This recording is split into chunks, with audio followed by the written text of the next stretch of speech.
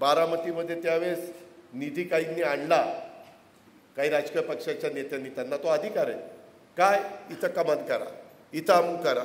अरे तो आलेला निधी तरी सत्कारणी लागला पाहिजे ना. मला यादी आली म्हणलं अरे काय चाललंय.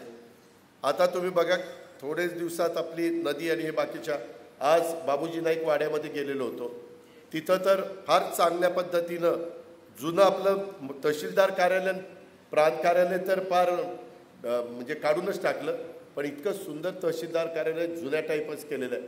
तिथं भीमथडी, ज्यावेळेस बारामतीला भीमथडी म्हणत होते त्यावेळेस कशी होती बारामती, कशी होती, नंतर बारामती नाव झाल्यावर कशी बदलत बदलत बदलत बदलत आत्तापर्यंत गेली.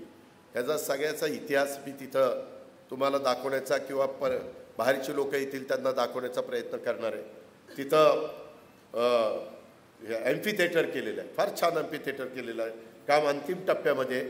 तिथं वेगवेगळ्या बारामतीतल्या वस्तू ह्या ठेवायला पूर्वीचं कोर्ट, तिथं ती व्यवस्था मी करतोय. तुम्ही थोडासा दम धरा आणि आता इथून पुढं फक्त माझं ऐका, बाकी कुणाचं ऐकू नका. आता बाकीच्यांचं लय वर्ष ऐकली, आता माझं ऐका. मी तुम्हाला अक्षरशः असं काही करून दाखवतो, कारण प्रत्येकाला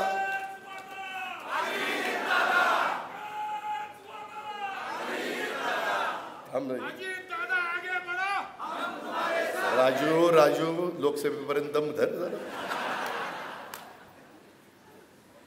मित्रांनो, ह्याच्यामध्ये काम करण्याचा पण प्रत्येकाचा काळ असतो. इथं बसणारे सगळे असतील किंवा इथं बसणारे सगळे असतील, उमेदीचा काळ असतो, नंतर मधला काळ असतो, नंतर आम्ही तर सगळ्यांना सांगितलं वरिष्ठांना, आम्ही आजपर्यंत तुम्ही सांगाल ते ऐकत आलेलो, तुम्ही सांगाल तसं वागत आलेलो, तुम्ही सांगाल तशी कामं करत आलेलं. उलट सगळा जिल्हा कसा बरोबर राहील, तालुका कसा बरोबर राहील, तालुका राष्ट्रवादीमय कसा होईल वगैरे वगैरे सगळ्या गोष्टी करत आलो.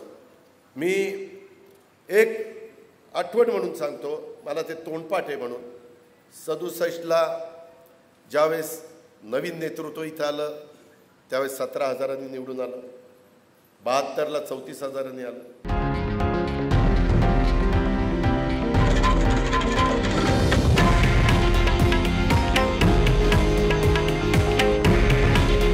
हे आहे देशातील नंबर 1 न्यूज नेटवर्क आणि आपण पाहत आहात TV9 मराठी.